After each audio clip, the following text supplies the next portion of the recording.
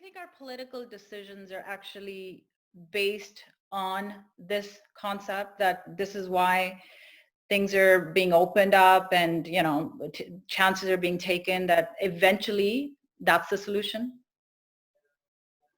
Yeah, I think there's two sides of thinking. One side of thinking is that you can't have the economy closed for a year or 2 years. That will bankrupt countries. So therefore, you have to open, and there's a pressure to open. Mm-hmm. And I think, on the other side of the coin is that if you open, you are going to kill a lot of folks. A lot of folks may die as a result of this. And so where do you find a happy medium? So politicians have got a tremendous challenge in their hands. They have to, on one side, they have to listen to the business community who's pushing them to open, and this business community is the one who helps them fund their campaigns and all that stuff. On the other side, you've got your normal human beings which are dependent on the decisions of these politicians who will make. So far, I am extremely encouraged by Canadian politicians. I'm very proud of them, quite frankly. I think they have taken unprecedented, it's what they're doing is just absolutely amazing.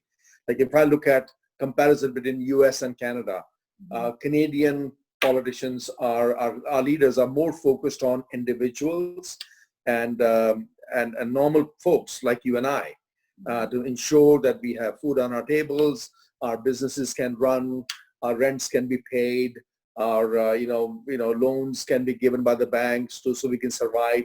Just it's not enough money to go and party, but it's enough money they're making sure that we can survive.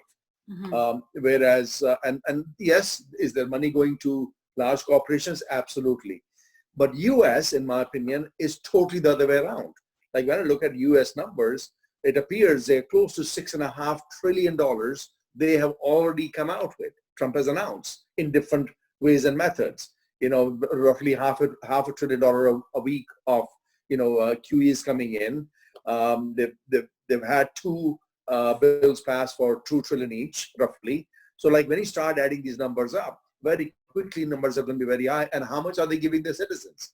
Like roughly, I think one of the numbers I remember I copied, I think Canada was $2,000 per family. So there are about 670 million families in US.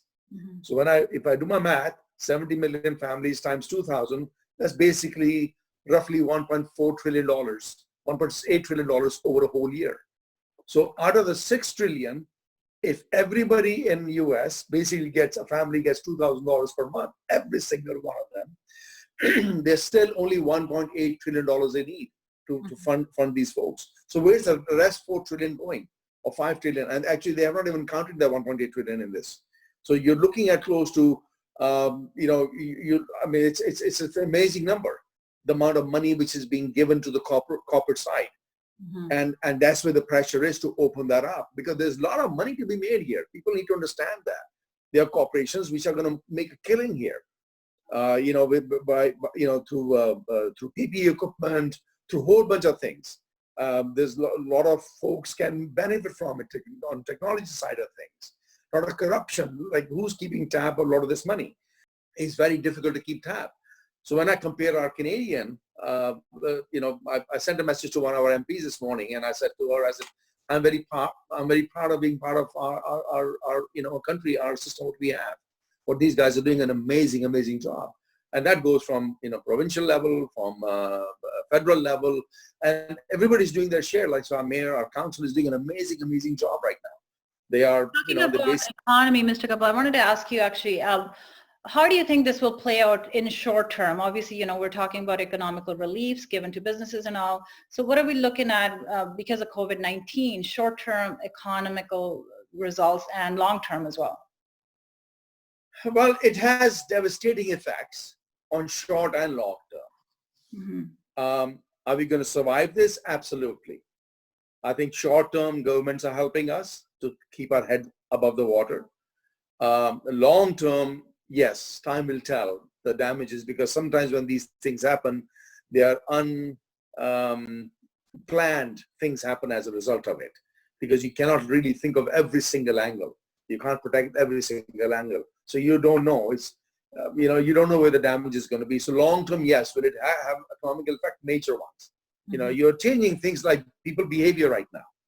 Like behavior is being changed as we speak.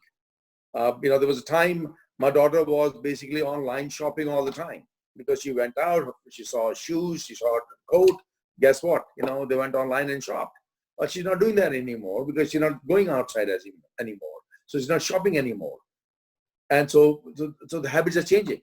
Exactly. And as a result, that's going to have an effect all across. Talking about behavior changes, do you guys actually, any of you can take it, are we looking at a lot of mental, social, and psychological issues coming out of this? What do you think, Dr. Sehgal? So, I've seen some psychiatrists very concerned about that. It is a prolonged social isolation.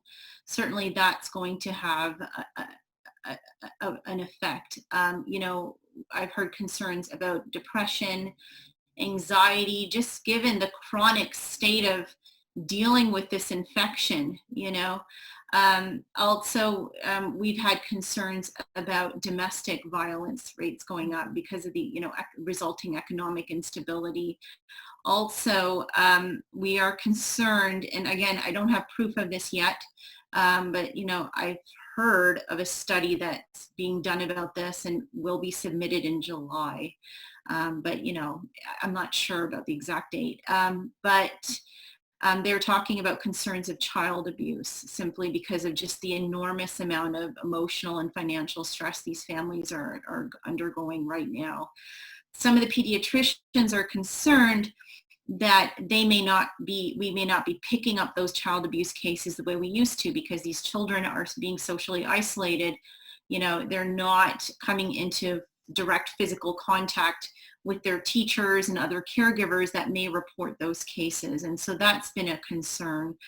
Again, these are things we're going to really have to watch out for. I think we're going to have to be very aggressive about managing these and, creating outreach programs, for mental health and domestic and child abuse cases. Yeah, I think that, psychologically and like what Dr. Sehgal is saying, it's crazy. He is absolutely correct what she's saying, and it's scary actually because I'm confident we're going to see a lot more divorces over the next number of years. You're going to see a lot more divorces than normal because sometimes working is good for couples. You're not on your face 24 hours, 7 days a week, and now you're kind of stuck in there. And same thing happens, the amount of frustration. It's just very straightforward. You're frustrated, you're at home. Your daughter is frustrated or your son is frustrated and they can't go out and play. And you are having financial difficulties and your wife is tired of you, just hanging around and staring at her day all day long. And you want to watch a TV show and they want to watch their TV show. Like so many minor stuff is happening and plays major part in real life. And, and that can bring issues up, which, and what do you think? You'll see people are married for 40 years and they get retired and they have a divorce the next year. There's a reason that happens, and that's what's being pushed at this point. Exactly. So, yeah. So do you think we need to be concerned about the safety and security issues around cities eventually because the crime may go up, looting may happen, and things like that? Do you think we could be looking at something like that? Yes, if this prolongs, that becomes a huge issue because people get comfortable in, especially people who are, say, homeless or people who are financially suffering, who don't know how to take advantage, or drug addicts, or people who are used to big money in terms of from drug money and things like that. Like a lot of the crime part can come out. I'm confident that our police, departments are on top of that. I'm confident our federal and provincial governments are thinking and have taken steps, and they do have manuals in place. Basically, they have procedures in place. If this happens, this is what we need to do. If this happens, we get to this stage, and perhaps they may have to bring an army out.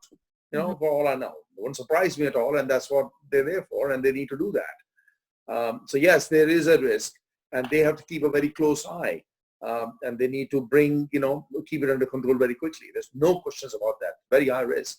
And now you can start to see a bit of a signs here and there already. I can see some signs of that coming up already. So yeah. So let's hope our field police in Brampton do their job. So as we know, the New Brampton organization has been working closely with Mayor Mr. Patrick Brown and securing the supplies for our Osler Foundation, which are the protective equipment, all the gear that our frontliners need. And we also know that the supplies are running short. Mr. Kapil, do you want to fill us in as to why is it so critically important right now to make sure that we have this equipment and what's happening around it? To me, protecting our frontline workers, and that may be doctors, nurses, or even, folks who are delivering, stuff from US to Canada, drivers, truck drivers, or taxi drivers, doesn't matter who they are. I think protecting them is extremely crucial because these are, and when it comes to the hospital, doctors and nurses, if you don't protect them, you got a problem.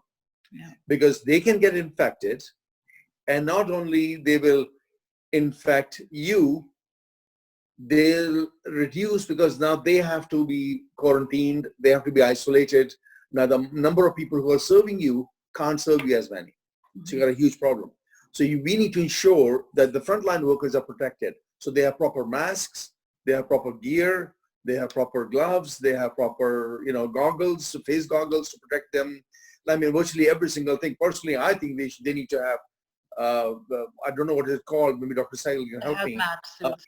The hazmat suit, yes. Yeah, the hazmat suits. That's what they need to protect them. That's how it really should be. So they're completely protected because, once you start messing with them, you got a big problem. So New Brampton basically understood this approach, and we want to make sure that the frontline workers are protected. So that's why we started a drive. So on the first week, we raised about $60,000, and that was primarily with the help of the business community, quite frankly.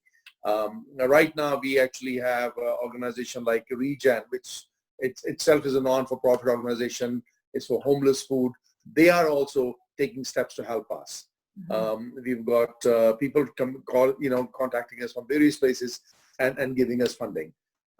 So I really want to thank everybody for what they're doing. Please keep at it. Please spread the word because that money is important. So we have two ways of, on New Brampton site, you will see two ways of connecting with the hospital. One is you can make a direct donation to the hospital. The other one is you can do contribution to New Brampton, and now we go and buy the equipment. And that way, 100% of the equipment is going to the hospital. We personally deliver it. Actually, I am personally, ordering with the help of our CEO. We order the stuff, we shop around, we find the stuff. I make sure for every delivery the stuff is there. I count the stuff. I make sure everything is done, and then I'm going to be making sure that if the stuff goes to the hospital. If it's not me, it's one of the other directors of New Brampton will go there and to ensure that the stuff gets delivered where it is. So talking about the equipment, we know that the supplies are running short globally. Do you think we're doing anything in terms of manufacturing it locally in Canada or in US, Dr. Sehgal? So I've seen some, it's been very encouraging to see some grassroots movement there. I've heard of local businesses really stepping up. They're very, as entrepreneurs, they're very efficient and really have been trying to help manufacture PPE locally, which, I think is just such a great thing because I think it's difficult, for one country to depend on another country right now for PPE, just because there is such a shortage. And, I'd like to reiterate what you said about head to toe. My personal preference, strong personal preference is head to toe PPE. It's very similar to what was used in China with the correct protocols for putting it on and taking it off. And that's really what's needed to protect, frontline workers against this this virus.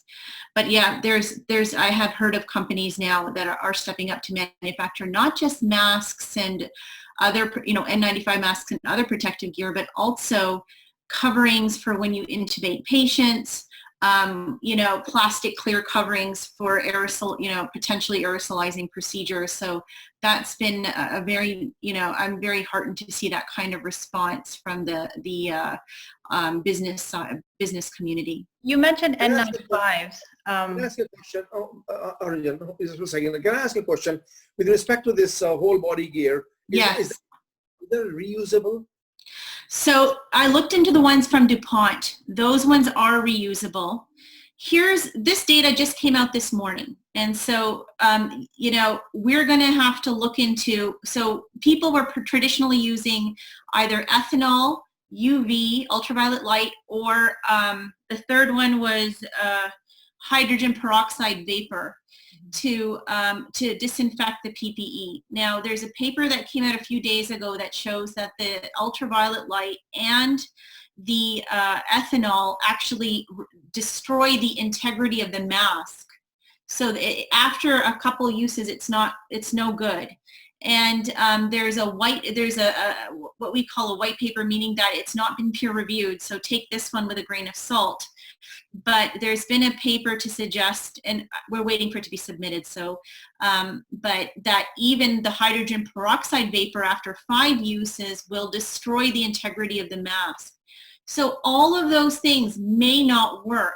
And, one thing the University of Nebraska is now recommending is that you buy like 5 or 6 of them, because, the virus only lasts on the surface for 2 to 3 days. So if you buy 5 or 6 masks and you rotate them for now, that may be useful.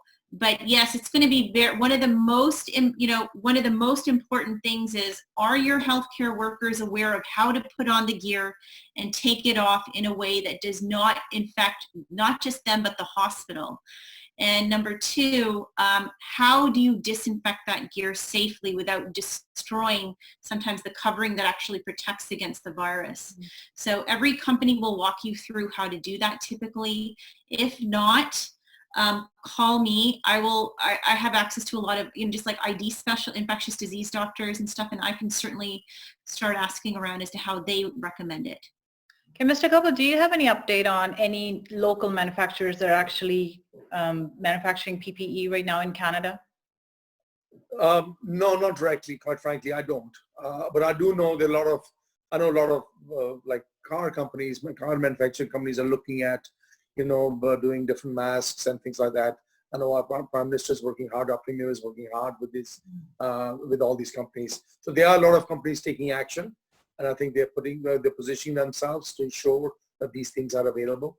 And I think it's the right way to do it, quite frankly.